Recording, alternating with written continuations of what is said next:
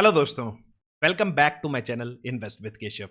आज के इस वीडियो में हम समझने वाले हैं निफ्टी इंडिया इंटरनेट इंडेक्स के बारे में।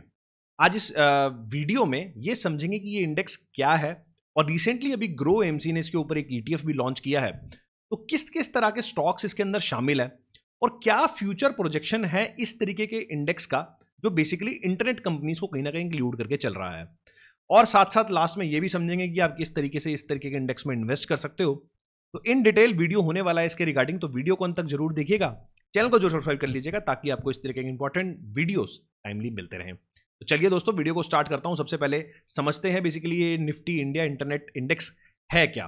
तो थोड़ा बहुत आपको यहाँ पे नाम से समझ में आ रहा होगा कि बेसिकली जो इंटरनेट वर्ड है वो इसीलिए इसके अंदर यूज किया गया है क्योंकि इसके अंदर वो सारे स्टॉक्स को कहीं ना कहीं शामिल किया गया है जो इंडिया में इंटरनेट के ऊपर बिजनेस करते हैं। मतलब जिनका भी बिजनेस इंडिया में इंटरनेट के ऊपर है, ये डिजिटल बिजनेस है, उन सारे बिजनेसेस को इसमें इंक्लूड किया गया है। और इसकी जरूरत अब आन इसलिए पड़ी क्योंकि 2020 के बाद काफी सारे ऐसे स्टार्टअप्स थे जो इंडियन स्टॉक मार्केट के ऊपर लिस्ट हुए, जैसे जोमैटो, स्विगी, पीबी फिनटेक जिसको हम पॉलिसी बाजार भी बोलते हैं, एंजल वन, काफी सारे और भी ऐसे नाम है। मैं अभी जब आपको इसके लिस्ट दिखाऊंगा तो उसमें आपको और क्लैरिटी मिलेगी। बट इस तरीके के स्टॉक्स जो पहले हमारी स्टॉक मार्केट के अंदर लिस्टेड नहीं थे, और अगर आप देखोगे तो इस तरीके के सेक्टर जो एक निफ्टी आईटी है बेसिकली वही ही ऐसा एक इंडेक्स था जिसके अंदर इस तरीके की कंपनी, इस तरीके की तो नहीं कह सकते, एक तरीके से आईटी सर्विसेज कंपनी जैसे टीसीएस, इन्फोसिस, ये सारी कंपनीज उसके अंदर मेजरली स्टेक रखती हैं। और वो वही कंपनी थी जो कहीं ना कहीं सर्विसेज बेस्ड काम करती हैं। और ये जो है बेसिकली आप इसको बोल सकते हैं एक तरीके का डिजिटल इंडेक्स या फिर इंटरनेट बेस्ड इंडेक्स, जो कहीं ना कहीं ऐसे बिजनेसेस हैं जो इंटरनेट के ऊपर अपना कॉमर्स करते हैं। अब इनके अंदर काफी अच्छी ग्रोथ पिछले आप देखोगे 3-4 साल के अंदर आई है। और इंटरनेट की जो पेनिट्रेशन है इंडिया के अंदर पर्टिकुलरली कोविड के बाद और जियो आने के बाद बहुत ज्यादा बढ़ी है। जिस तरीके से इंटरनेट के दाम इंडिया में कम हुए पर्टिकुलरली जियो में आने के बाद, तो इंटरनेट गांव गांव टीयर 2 टीयर 3 तक और इवन और डीपर जाके पहुंचा। और लोगों ने इवन अपने मोबाइल के ऊपर काफी सारी चीजों में इंटरनेट को, जैसे हम अभी यूट्यूब वीडियो भी आप देख रहे हैं तो एक तरीके से आप इंटरनेट पे ही इसको कंज्यूम कर रहे हैं। इसी तरीके से अभी ये तो चीजें लोग कंज्यूम करने लग गए हैं, लेकिन धीरे धीरे एक ऐसा टाइम भी आएगा जहां पर अभी जो ये कॉमर्स वाली कंपनी है, जहां पे आप लोगों से लेन देन एक तरीके से D2C ब्रांड बनाते हैं, जो अभी मेजरली कहीं ना कहीं टीयर 1 सिटीज तक ही कहीं ना कहीं एक तरीके से सीमित है। बिकॉज हमारे जो इंटरनल पार्ट्स हैं, मतलब एक तरीके से जो आप देखेंगे टीयर देश के जो इंटरनल टीयर 2 टीयर 3 या जो डीपर एरियाज हैं, वहां पे अभी इतनी इनकम कैपेसिटी नहीं है कि वो इंटरनेट पे आके कुछ कॉमर्स कर सके। तो जैसे जैसे इंडिया का जब पर कैपिटा और ज्यादा यहां से बढ़ेगा, यहां से 3,000 से जब कैपिटा 5,000 7,000 10,000 तक पहुंचेगा, तब यहां जाके भी कहीं ना कहीं आपको डिस्पोजेबल इनकम आती दिखाई देगी। और ये वो डिस्पोजेबल इनकम होगी जो कहीं ना कहीं इंटरनेट पे आने वाले बिजनेसेस के ऊपर कहीं ना कहीं एक ऐसी कंजम्पशन को बढ़ा सकती हैं। मैं फिर वर्ड यूज कर रहा हूं, बढ़ा सकती हैं। क्योंकि बाकी जगह भी ऐसा देखा गया है, क्योंकि जब कोई कंट्री डेवलप होता है, डिस्पोजेबल इनकम बढ़ने की वजह से कंजम्पशन की तरफ वो कहीं ना कहीं रूट होती है। चाहे उसमें फिर वो आपकी फूड डिलीवरी एप्स हो या फिर आपके ई कॉमर्स जैसे नाइका हो गया, इस तरीके की जो चीज़ें हो गई, शॉपिंग वाले हो गए। तो बेसिकली कंजम्पशन से रिलेटेड जो भी सारी चीज़ें होती हैं इंटरनेट के ऊपर, वहां पे कहीं ना कहीं ये पैसा उसको चेज करता है, कंजम्पशन उस वजह से बढ़ती है। तो ये ब्रॉडर आइडिया है इस इंडेक्स को लॉन्च करने का, और फ्यूचर भी एक अच्छा खासा लगता है इस तरीके के इंटरनेट बिजनेसेस में का इंडिया के अंदर, कंसीडरिंग जितनी low penetration as of now commerce की है इंटरनेट पे इंडिया में। अब थोड़ा सा इस इंडेक्स के बारे में समझते हैं कि कौन कौन से स्टॉक्स पर्टिकुलरली इस इंडेक्स के अंदर है। उसके लिए आपको एक बार अपनी स्क्रीन पे लेके चलता हूं और वहां पे एक बार आपसे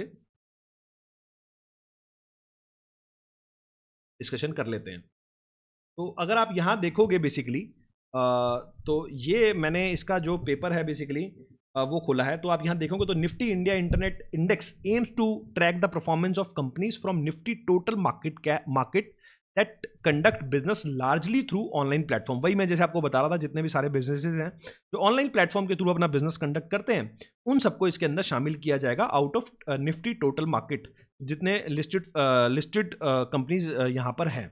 The weightage of each stock in the index is based on the free float market capitalization. Nifty India Internet Index can be used for a variety of purposes such as benchmarking of fund portfolios, launching of index, ETFs and structured products. अब इसका थोड़े methodology की बात करेंगे तो basically में अंदर आप देखोगे तो नंबर ऑफ कॉन्स्टिट्यूट्स जो है वो है 21, तो नंबर ऑफ स्टॉक्स जो इसके अंदर रहने वाले हैं वो रहेंगे 21 स्टॉक इसके अंदर।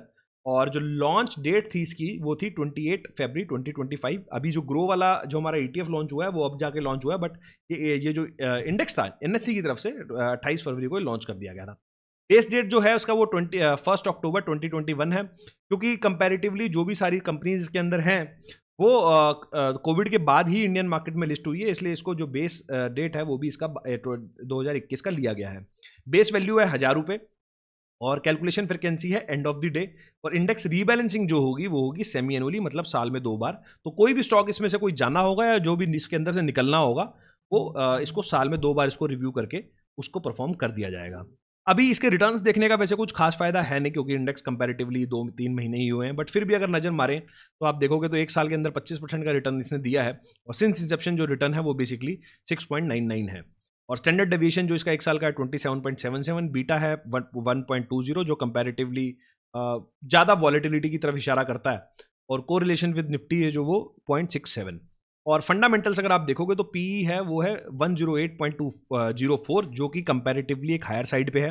वो हायर साइड पे इसलिए है क्योंकि ये जितनी भी कंपनीज हैं बेसिकली इनकी जो वैल्यूएशंस हैं और इनके जो प्रॉफिट्स हैं उनके बीच में अक्सर ये गैप रहता ही है, और इनका हाई पीई हमेशा चलता है। तो मोस्ट ऑफ द कंपनी जो है वो कहीं ना कहीं हाई पीई पे ट्रेड करती हैं, तो इस वजह से इसका जो ओवरऑल इंडेक्स का पीई भी कहीं ना कहीं हाई वे है। और पीबी जो है वो ना लोअर साइड है, क्योंकि जो इस तरीके की कंपनीज होती हैं उनकी बुक वैल्यू के अंदर बहुत सारी चीज़ें नहीं होती, तो कंपैरिजन टू अदर सेक्टर्स तो पीबी इनका 7.85 है। डिविडेंड यील्ड 0.28 है।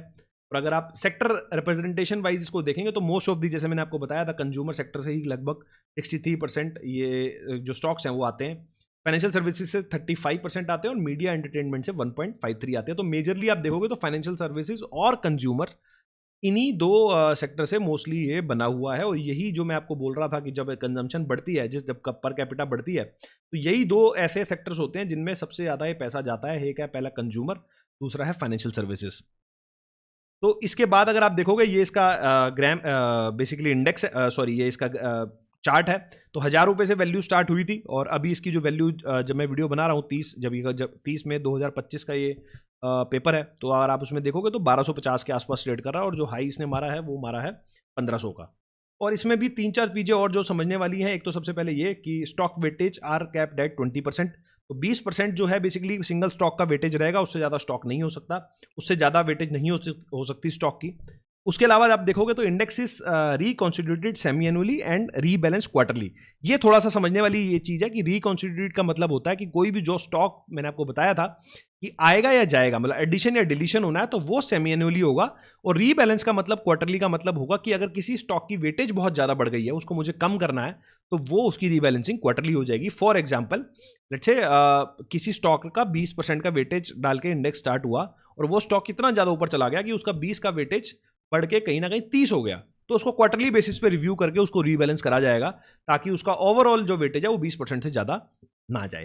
तो ये इस चीज़ का ये जो है बेसिकली इस तरीके से हमें ये पूरा इंडेक्स यहाँ पर मिलता है और ये इसके सारे कॉन्स्टिट्यूट है। और अब एक बार स्टॉक्स आपको दिखाता हूँ कि कौन कौन से स्टॉक्स इसके अंदर हैं। जो फुल, ये एक्चुअली फुल लिस्ट नहीं थी। अब एक बार आपको पहले एक बार इसकी जो मेजर स्टॉक्स हैं उनकी लिस्ट देख लेते हैं और फिर एक बार हम जो फुल लिस्ट है वो देखेंगे। तो इसके सबसे अंदर है इटर्नल लिमिटेड, सब उसका जो वेटेज है वो बेसिकली 20% है।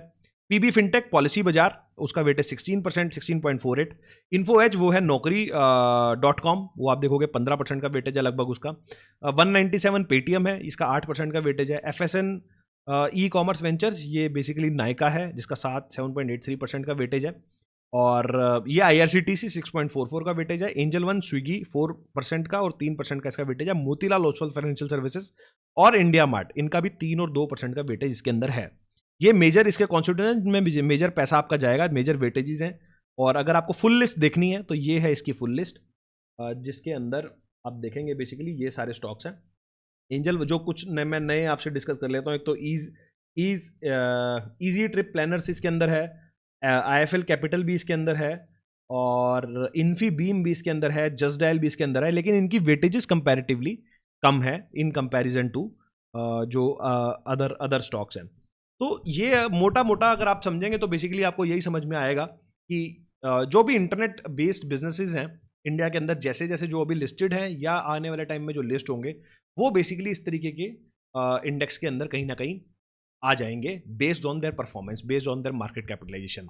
तो इस तरीके का ये हमें समझ में आ गया कि क्या फ्यूचर हो सकता है, कौन कौन सी चीज़ें इसके अंदर है, बेसिक इसका क्या फंडा है बेसिकली, और अब इन्वेस्ट किस तरीके से कर सकते हैं उसको थोड़ा समझे। तो बेसिकली आप किसी भी अपने ब्रोकर प्लेटफॉर्म पे जो भी आप ब्रोकिंग प्लेटफॉर्म यूज़ करते हैं, जब जिस भी ब्रोकर के साथ जुड़े हुए हैं, तो वहाँ जाके ग्रो के इसके अंदर एक तो एफ है, एक म्यूचुअल फंड होगा बेसिकली। अगर आप टाइप करेंगे वहाँ पर तो जो बेसिकली इसके ग्रो के ETF में ही कहीं ना कहीं पैसा इन्वेस्ट करेगा, या फिर आप ग्रो का डायरेक्टली ETF ही बाय कर सकते हैं अपने ब्रोकिंग टर्मिनल से या ब्रोकिंग ऐप से, जहां पर आप डायरेक्टली इस तरीके के इंडेक्स के अंदर इन्वेस्ट करके पार्टिसिपेट कर सकते हैं।